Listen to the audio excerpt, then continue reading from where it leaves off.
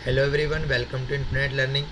तो देखो, आज हम स्टार्ट कर रहे हैं हमारी मैथ्स के ना, जो मैंने आपको बोला था कि मैथ की सीरीज़ में आपको कराऊंगा। तो आज से हमारी ये मैथ की पहली क्लास है। ठीक है, पहली क्लास से हम कुछ ऐसी चीज़ें पढ़ने वाले हैं जो आपको पेपर में बहुत ही हेल्प करेगा। तो आप लोग बोल रहे थे मैथ्स की क्लासेस क्यों नहीं हो रही, तो आज से मैथ की क्लास स्टार्ट कर रहा हूँ और आप लोग ऐसे ही सपोर्ट करते रहो और लाइक्स और सब्सक्राइब करते रहो। ठीक है, और मैं और भी क्वेश्चन आपको करवाता रहूँगा। तो देखो, आज का जो पहला टॉपिक हमारा वो नंबर सिस्टम से रिलेटेड है। काफ़ी इम्पोर्टेंट टॉपिक है ये। ठीक है, यहाँ से देखो, मैंने अभी नंबर सिस्टम में ना, देखो नंबर सिस्टम में आपके तीन चीज़ें होती है, बाइनरी, रोमन और डेसिमल। अब आप बोलोगे इनमें से पूछा क्या जाएगा, तो देखो बाइनरी में ना ज़्यादा कुछ नहीं पूछा जाता है। तो बाइनरी हमने सुना होगा कंप्यूटर में यूज़ होता है, कंप्यूटर लैंग्वेज होती है। इसका बेस 2 होता है। जिन लोगों ने मैथ ऑनर्स करी होगी उनको तो पता होगा, या आप 12th में मैथ पढ़े हो तो उनको पता होगा कि बाइनरी ऑपरेशन क्या होता है। तो बाइनरी का जो बेस होता है ना वो 10 होता है, सॉरी 2 होता है। देखो, यही तीन टाइप के नंबर होते हैं, बाइनरी, रोमन और डेसिमल। ठीक है, पेशेंस रखना, अभी आपको धीरे धीरे आगे कुछ और इंपॉर्टेंट क्वेश्चन भी करवाऊंगा। बाइनरी का बेस 2 होता है और डेसिमल का बेस 10 होता है। और ये डेसिमल नंबर को ना हिंदू अरबिक नंबर भी कहा जाता है, पूछा गया है। ठीक है ना, और यही 9 नंबर होते हैं बस तुम्हारी, यही जो डिजिट आपको दिख रहे हैं ना 10, 0, 1, 2, 3, 4, 5, 6, 7, 8, 9, 10, बस यही होते हैं। तो बाइनरी का बेस 2 और डेसिमल का बेस 10। अभी आपको मैं बाइनरी से डेसिमल और डेसिमल से बाइनरी में कन्वर्ट करना सिखाऊंगा। आगे देखो, आपको रोमन नंबर आपने पढ़ी होगी, 3rd 4th क्लास में पढ़ी होगी या आगे क्लासेस पढ़ी होगी। ये आपको याद रखना है, जैसे आई में 1, वी का 5, एक्स का 10, या एल का 50, सी का 100, डी का 500, एम का 1000। ठीक है ना, एक्स एल तो वो तो 40 लिखेंगे। या मान लो आपको 50 बोल दिया, तो अगर आपको 50 बोल दे तो आप उसको एल एक्स लिख सकते हैं। ठीक है, सॉरी 60 हो गया, एल एक्स हो गया। एल की वैल्यू 60 50 होती है। ठीक है, एल एक्स हमारा 60 हो गया, एक्स सी हो गया हमारा 90, सी डी हमारा 400 हो गया क्योंकि सी हमारा जो है वो 100 होता है, और सी एम जो हमारा 900 हो गया क्योंकि एम हमारा 1000 होता है। ठीक है ना, ये आप याद रखेंगे तो आपके लिए फ़ायदा रहेगा। ठीक है, आप इसे याद रख सकते हैं। इसके अलावा आप सारे नंबरों को इस हिसाब से बना सकते हैं। ठीक है ना, किसी भी नंबर को अगर कम कर रहा हूँ, से मान लो 1000 का एम था और 1000 में से मुझे 100 माइनस करना था, तो सी पहले लगाएंगे, बाद में नहीं। बाद में लगाओगे तो वो ऐड हो जाता है, और पहले लगाएंगे तो माइनस हो जाता है, याद रखना है। अगर मैंने सी पहले लगाया, मतलब किसी भी नंबर को कम कर रहे थे, मान लो एल की 50 है और मुझे लिखना है 40, तो 40 लिखना है तो मैं एक्स पहले लगाऊंगा, और 60 लिखना है तो एक्स बाद में लगाऊंगा। ठीक है, ये याद रखना है आपको। अगर आपको 40 लिखना है तो एक्स पहले लगाना है, और 50 लिखना है एक्स बाद में लगाना है। बाद में लगाओगे तो नंबर ऐड होता है, पहले लगाओगे तो नंबर माइनस होता है। ठीक है, सिंपल है ये रोमन नंबर वाला। आपको इसमें सी, डी और एम और एल ये जरूर याद रखना है। एल की वैल्यू 50, सी का 100, डी का 500 और एम का 1000। मैं फिर बता रहा हूँ, अगर आप किसी भी नंबर को बाद में लिखते हैं, मतलब पहले लिखते हैं, तो वो माइनस होता है, और उसी को आप बाद में लिखते हैं तो वो प्लस होता है। जैसे एल में एक्स प्लस हो रहा है मतलब 60, यहाँ एल में एक्स माइनस हो रहा है मतलब 40। ठीक है, चलो ये आगे बढ़ते हैं। ये देखो, डेसिमल से मैंने बाइनरी में कन्वर्ट करा है। 0 का 0, 1 का 1, 2 का 10, 3 का 11, 4 का 100। अभी मैंने कैसे लिखा, देखो मैं आपको ना 3 का करके दिखाता हूँ। जैसे साइड में देखो, ये 3 का ना आप क्या निकाल लो, एलसीएम निकाल लो। कैसे निकालोगे, 2 के टेबल में 3 आता है, नहीं आता तो 1 पे आता है, 1 पे 2 से कम आता है, जैसे आप करते हो। तो यहाँ आपको रिमाइंडर कितना बचा, 1 नहीं बचा। जैसे देखो, आपको सोचना कैसे है, 2 1 जा 2, यहाँ लिखना है क्वेश्चन। ठीक है, यहाँ पे को लिखना है क्वेश्चन, 2 1 जा 2 लिखा, 2 1 जा 2 लिखने के बाद रिमाइंडर कितना बचा, 3 में से 2 गया तो 1 बचा। तो यहाँ पे आपको रिमाइंडर लिखना है। ये जो मैं लिख रहा हूँ, ये लिख रहा हूँ मैं रिमाइंडर, और यहाँ का लिखना है क्वेश्चन लिखना है। ठीक है, अब जैसे ही नीचे 1 आ जाए, यहाँ से आप लिखना शुरू करो। ठीक है, 1 1 1 1 का बेस क्या हो जाएगा, 2 हो जाएगा। और इसमें बोलो 4 का निकालो, तो 4 का भी आप निकाल सकते हो। 4 कैसे निकालोगे, जैसे 2 से करा, 2 2 जा 4, तो रिमाइंडर कितना आया, 0, क्योंकि पूरे तरीके से कट गया। और 2 1 जा 2, रिमाइंडर कितना आया, 0। या तो कट जाए या उससे छोटा आ जाए। ठीक है, ज़्यादा नहीं करना है। अब यहाँ से लिखो 100, इस तरीके से हमने लिखा है यहाँ पे 100। ठीक है, चलो आगे बढ़ते हैं। जैसे ऐसे मैंने 5 को भी लिख के दिखाया आपको, तो 5 में अब हमने यही करा है। 5 में भी जैसे 2 2 ज़ा 4, रिमाइंडर कितना बचा 1, 2 1 जा 2, कट गया पूरी तरह, रिमाइंडर कितना बचा 0। यहाँ से लिखो, देखो नीचे से लिखना है आपको 1 0 1, ऊपर से नहीं लिखना है 1 0 1 की पावर मतलब बेस कितना आ जाएगा 2। ये डेसिमल का है और ये बाइनरी का है। जैसे मैंने लिखा है 1 1 13 की 10, 1 1 13 की 10, तो देखो 2 से काटो 1 13 को, कितना आएगा 56 आएगा कि नहीं आएगा। तो यहाँ कितना बचा 1 बच गया, क्योंकि रिमाइंडर कितना बच गया, पूरी तरह से कटा नहीं, रिमाइंडर कितना बच गया 1 बच गया। 2 से काटोगे 28 मतलब पूरा कट गया, रिमाइंडर कितना आ जाएगा 0। 2 से काटोगे 14, रिमाइंडर कितना आएगा 0। 2 से काटोगे 7, रिमाइंडर कितना आएगा 0। और 2 से काटोगे तो 2 3 जा 6 होता है, रिमाइंडर कितना बचा 1, और 2 1 जा 2, रिमाइंडर कितना बचा। जब तक नीचे 1 ना आए तब तक चलते रहना है। और 1 आके यहाँ से लिखो, देखो यहाँ से लिखना है, पहले 1, फिर ये वाला 1 लिखना है, फिर ये वाला 1 लिखना है, फिर ये 0 0 0 लिखना है, और लास्ट में 1 लिखना है। इस तरीके से आप इसको सॉल्व कर सकते हो, ठीक है ना। डेसिमल से बाइनरी में, बाइनरी डेसिमल में भी होता है, लेकिन पहले आपको डेसिमल से बाइनरी, बाइनरी से डेसिमल दोनों सिखाऊंगा आपको। ये डेसिमल से बाइनरी में जाना होता है। जैसे मैं बोलूँ आपको 220 का निकालो, तो सेम आप इसको करो, 2 से डिवाइड करना है हर बार, याद रखना है बेस है ना, 2 से डिवाइड करना है, क्योंकि हम किसमें जा रहे हैं बाइनरी में जा रहे हैं। बाइनरी बेस कितना होता है 2, 2 से डिवाइड करो 110 आएगा, कट गया, रिमाइंडर कितना आएगा 0। 2 से डिवाइड करो कितना आएगा 55, रिमाइंडर कितना आएगा 0। 2 से डिवाइड करो नहीं कटेगा, रिमाइंडर कितना आएगा 1। 2 से डिवाइड करो कितना आएगा 13, रिमाइंडर कितना आएगा 1। 2 से डिवाइड करो 6, रिमाइंडर फिर कितना आ रहा है 1, नहीं कट रहा, देखो ये कट गया, 2 3 जा 6, रिमाइंडर कितना है 0, लास्ट में 1 आ गया। अब यहाँ से आंसर करो 1, देखो कैसे लिखोगे 1 1 लिखा, फिर ये वाला 1, फिर ये वाला 0, फिर ये 1, फिर 1, फिर 1, और फिर लास्ट में क्या है 2 0। इस तरीके से आप इसको कन्वर्ट कर सकते हो बाइनरी से डेसिमल और डेसिमल से बाइनरी में, ठीक है। अब आपको सिखाता हूँ मैं, देखो ये है डेसिमल से बाइनरी।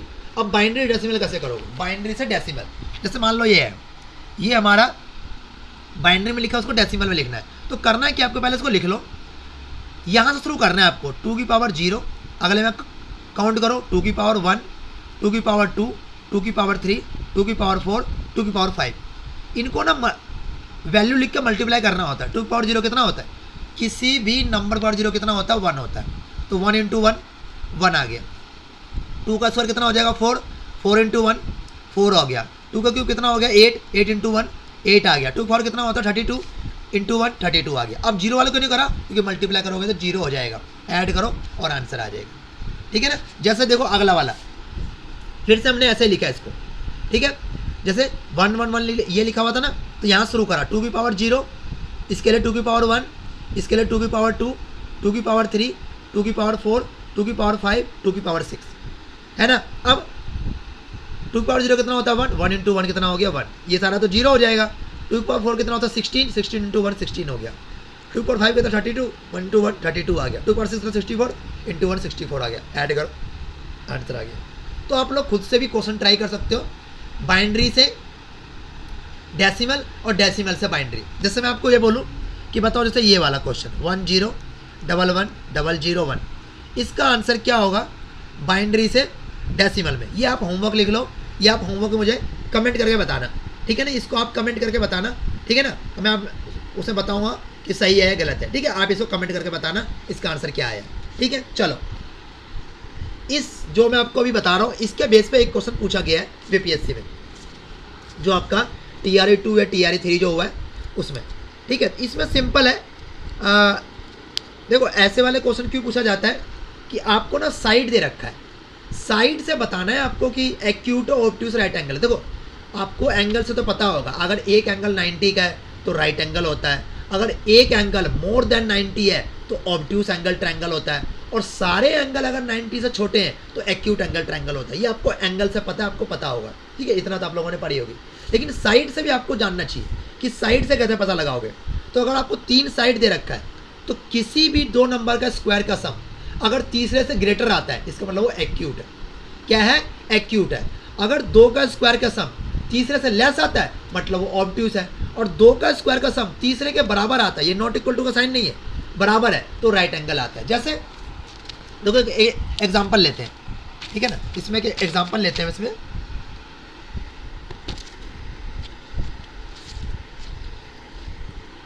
क्या एग्जाम्पल लें, जैसे मान लो मैंने बोला आपको 3 4 5, तो मैंने बोला किस टाइप का ट्राइंगल है, तो आप करो क्या, तीनों का स्क्वायर कर लो, तीनों का स्क्वायर कर लो, तो यह है 9 16 25।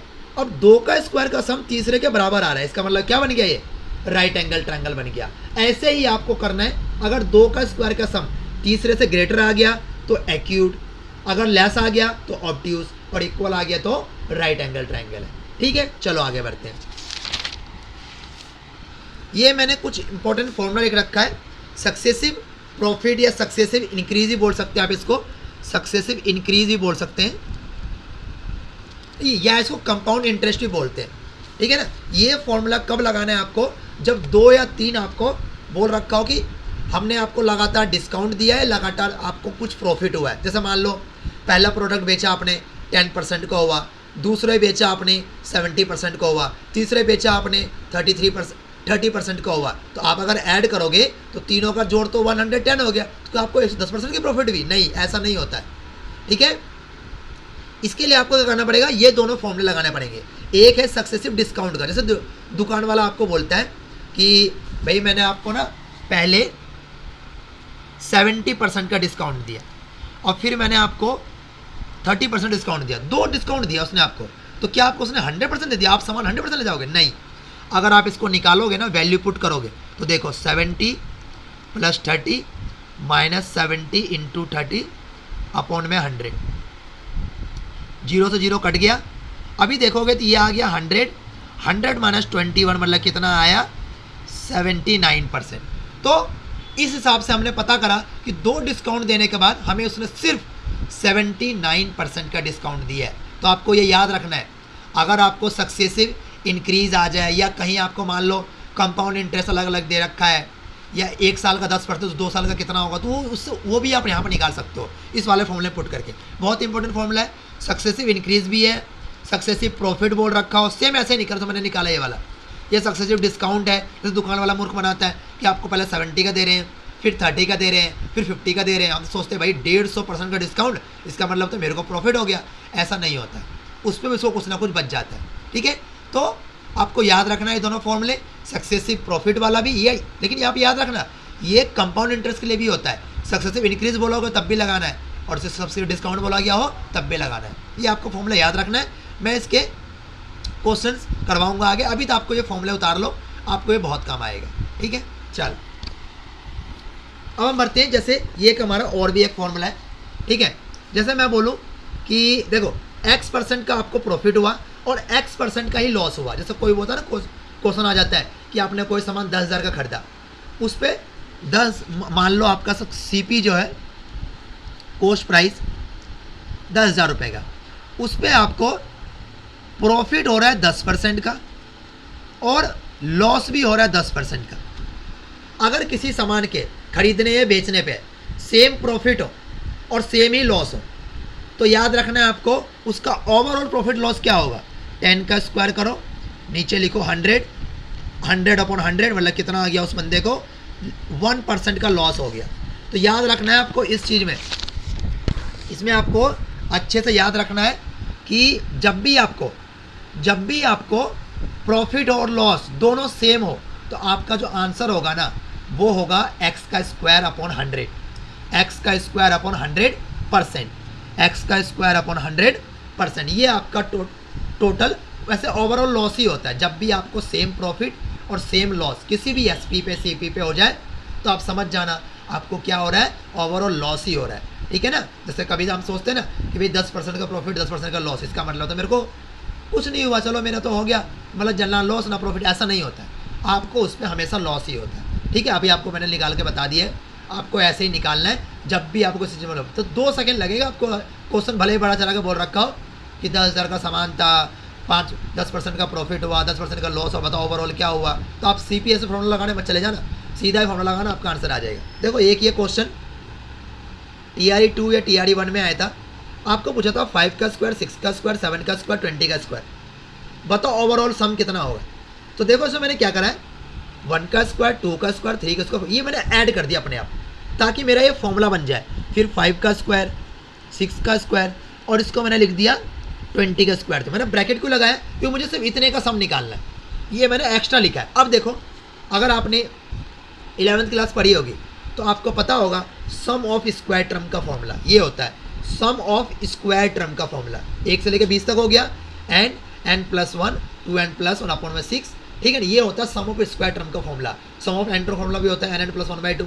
तो आपको याद रखना है सम ऑफ स्क्वायर टर्म का फॉर्मूला। मैंने ये लगाया तो ओवरऑल जो मेरा इसका सम आया, देखो 20 है ना, एन की जगह 20 पुट कर दो, 20 20 प्लस 1 21 20 प्लस 2 40 प्लस 1 41, मल्टीप्लाई करा कितना आ गया हमारा काट पीट के 2870। अब मुझे क्या करना था, देखो ये वाला पार्ट तो हमने एक्स्ट्रा लिखा है ना, ये तो था नहीं हमारे पास, तो हमने क्या करा, इसको माइनस कर दिया। इसका भी सम निकाल ले 4 का, तो 4 का सम निकाला तो देखो तो हमने पुट करा इनकी वैल्यू 4, फिर 5 और 4 तो नहीं 8 1 9, तो काटा तो कितना है 30, मतलब 2870 में से 30 माइनस कितना आ गया सम इसका 2840। यही आंसर आ रहा था ऑप्शन में।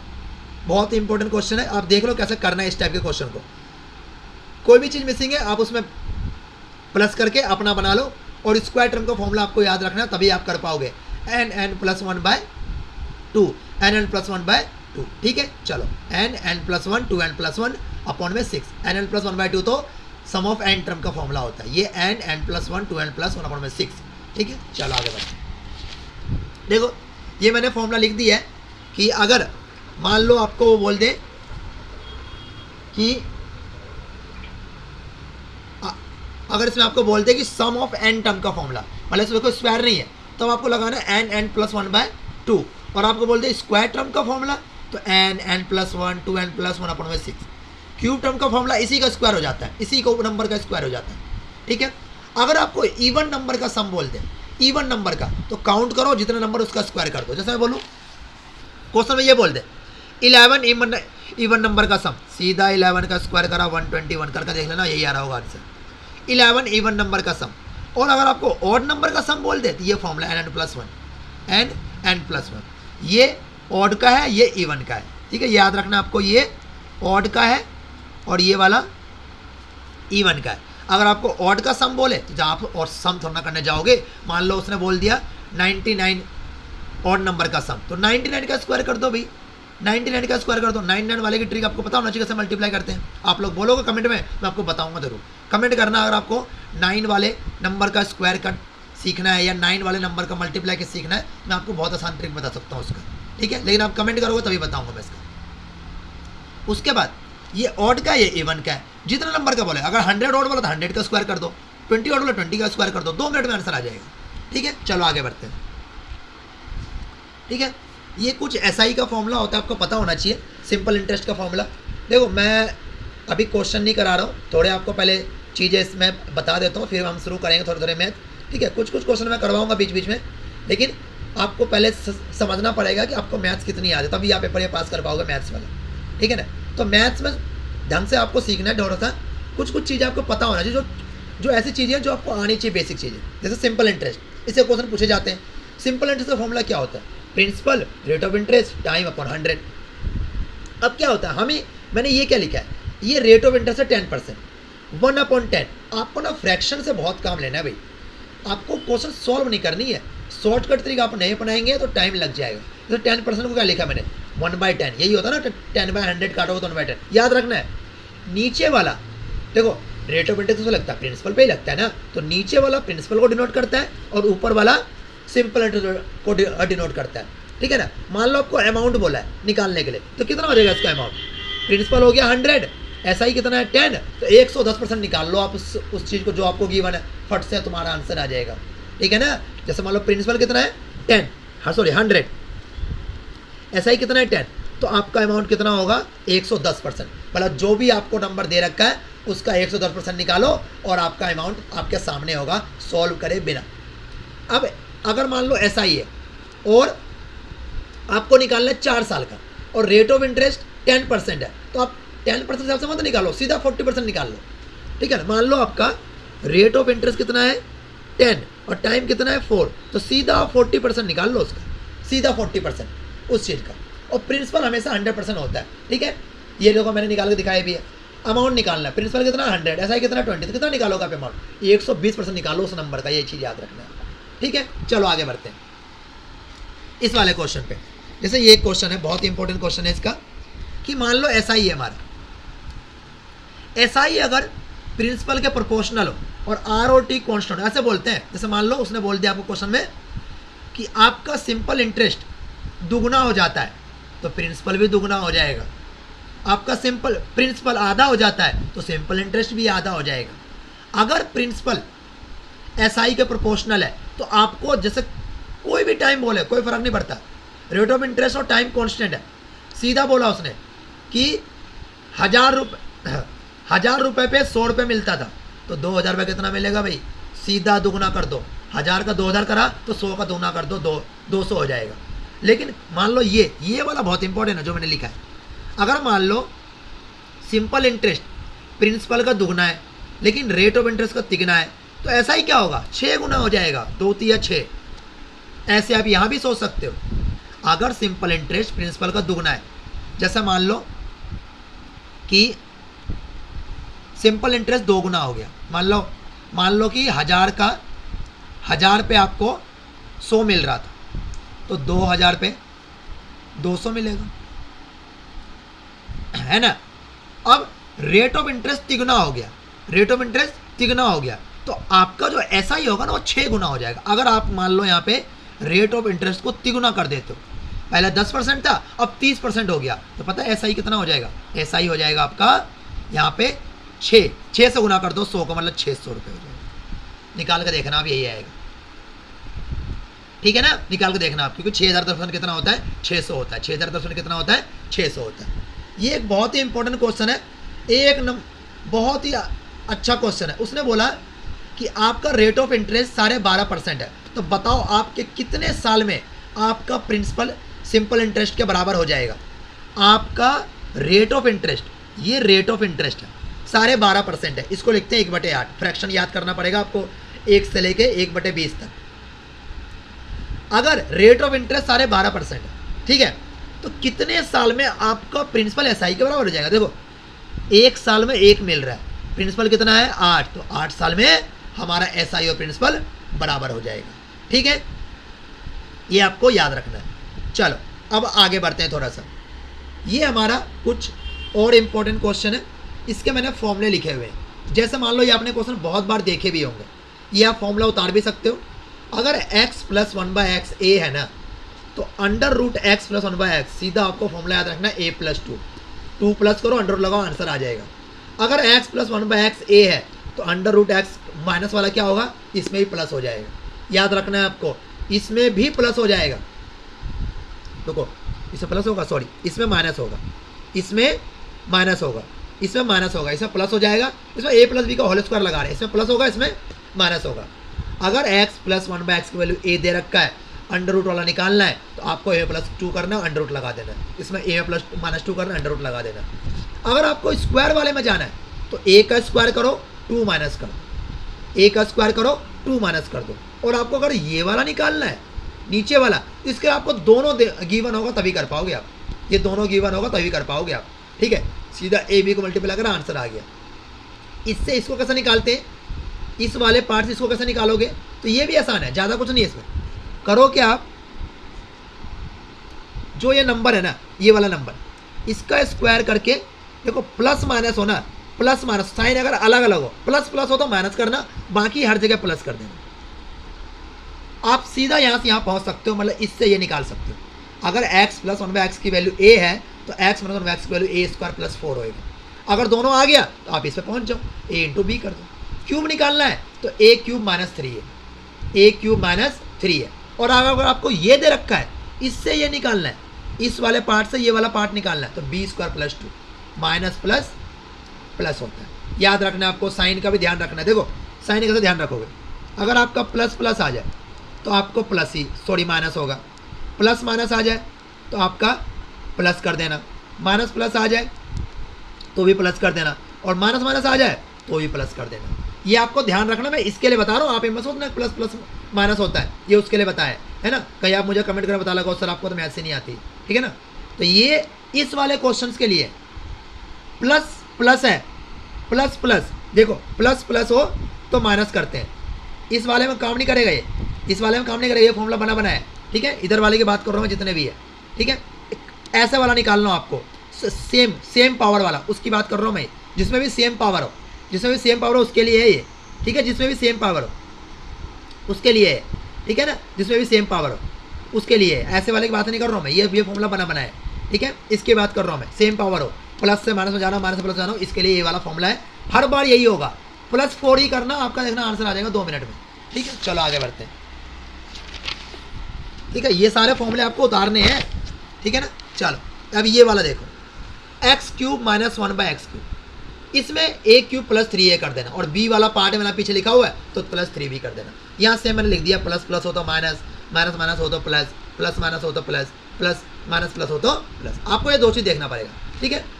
एक ये क्वेश्चन कभी कभी आता है जो आपको ध्यान रखना है कि a% ऑफ b, मान लो a% ऑफ b निकालना मुश्किल है और b% ऑफ a निकालना आसान है, तो आप वो निकाल लो, आप वो निकाल लो। जैसे मान लो 2 का मैंने बोला 2% ऑफ 2 to 3 या 2 to 3% ऑफ 2, तो आप ये निकालना पसंद करोगे, ये निकालना पसंद करोगे? भाई ये निकालना पसंद करोगे, आप 2% निकाल लोगे, 2 to 3 का % ऑफ 2 निकालोगे तो बहुत बड़ा हो जाएगा, इससे अच्छा आप ये निकाल लो, ठीक है ना। ये निकाल लो, ये तो थोड़े मैंने आसान लिखे, ठीक है, आपको ये निकाल लो। ये हमारा मैट्रिक सिस्टम है, कन्वर्जन आपने पढ़ी होगी 5th क्लास में, ठीक है। ये मीटर है, ठीक है ना, ये वाला मीटर है, ये डेकामीटर है, ये हेक्टोमीटर है, ये किलोमीटर है, ये डेसीमीटर है, ठीक है ना, और ये सेंटीमीटर है, ये मिलीमीटर है। अगर आपको ऊपर की तरफ जाना है तो डिवाइड करना है, और नीचे की तरफ आना है तो मल्टीप्लाई। क्या समझ रहा हूँ मैं? जैसे मान लो मैंने लिखा 1 dm, और इसको आपको चेंज करना है किलोमीटर में, तो पता क्या करना है आपको? डिवाइड में लिखना है। कितने? काउंट करो, 1 2 3 4 5, 1 0 कम करके लगा दें, 1 2 3 4, इतने किलोमीटर हो गए, इतने किलोमीटर हो गए, ठीक है ना, इतने किलोमीटर, ठीक है। यहाँ से गिनना आपको 1 2 3 4, 4 0 लगा दिया। मैंने बोला कि मान लो 1 हेक्टोमीटर है और आपको मिलीमीटर में आना है, तो मिलीमीटर में आना है तो 1 लगाया, 1 2 3 4 5, तो 5 0 लगा देना, ये मिलीमीटर, ठीक है। इस तरीके से आपको इसको कन्वर्जन करना है, ठीक है। चलो आगे बढ़ते हैं। ये हमारा कुछ और इम्पोर्टेंट क्वेश्चन है, ठीक है ना। आज का टॉपिक जल्दी खत्म करेंगे, और आप पेशेंस बनाए रखो, ठीक है। तो देखो ये वाला एक क्वेश्चन मैंने लिखा है यहाँ पे, ये क्वेश्चन आया था, तो इस क्वेश्चन का आंसर निकालना थोड़ा डिफिकल्ट हो जाता है, आपको कोई ट्रिक नहीं पता। देखो 2 का स्क्वायर -1, 4 का स्क्वायर -1, 6 का स्क्वायर -1, 20 का स्क्वायर -1, तो 2 से लेकर 20 तक इवन नंबर का स्क्वायर करके -1 कर रहा है। पता क्या करना है आपको? 1/2 लिखो, पहले वाला डिफरेंस कितना होगा? इन दोनों का डिफरेंस, सिर्फ इस नंबर का बोल रहा हूँ मैं, 2 - 1 का 1 होगा, और यहाँ वाले का प्लस कर लो, 20 + 1, बस क्रॉस मल्टीप्लाई करो, आंसर आ गया आपका। देख लो, आपको ये क्वेश्चन उतार लेना है, बहुत इंपॉर्टेंट क्वेश्चन है, यही ट्रिक है इसका। इन दोनों का डिफरेंस, वैसे यहाँ पे 2 आ रहा था, इसको सॉल्व करोगे ना, यहाँ पे 2 आ रहा था, वो मैंने 1/2 कॉमन ले लिया, ठीक है ना, सबसे। इसको आप सॉल्व करके देखना, पता लगेगा। तो आपको करना का सिंपल याद रखना है, 1/2 लिखा, यहाँ से उठाया 1, और यहाँ से उठाया, इन दोनों को प्लस करके 20 + 1। देखो आपको ये पता होगा a² - b² फॉर्मूला क्या होता है, a + b a - b, a + b a - b, तो वहीं से मैंने करा है 20 + 1 21, और यहाँ का डिफरेंस, यहाँ का डिफरेंस, यहाँ का प्लस, सॉल्व करा है, आ गया। सॉल्व करोगे ना इसको फ्रैक्शन करो, तब भी यही आंसर आएगा। अगर आपको पूरी सॉल्व होना है तो आपको ट्रिक याद रखना, डायरेक्टली हो जाएगा क्वेश्चन, ठीक है। चलो आगे बढ़ते हैं। अभी मैंने ऐसे वाला फॉर्मूला लिखवाया था, अगर आपने पीछे देखा होगा तो x + 1/x की वैल्यू कितना है? 3 है। बताओ स्क्वायर का क्या होगा? मैंने क्या बोला था? प्लस प्लस होता है, क्या होता है? माइनस होता है। इसका स्क्वायर करो, -2 करो। स्क्वायर वाले ने क्या बताया था? इसको स्क्वायर -2 करो। 4 में जाना है तो पहले आप स्क्वायर निकाल लेना, इसका स्क्वायर करके -2 कर दिया। 4 में जाना है तो इसका स्क्वायर करके -2 कर दिया, ठीक है ना। इस तरीके से आपको इसको याद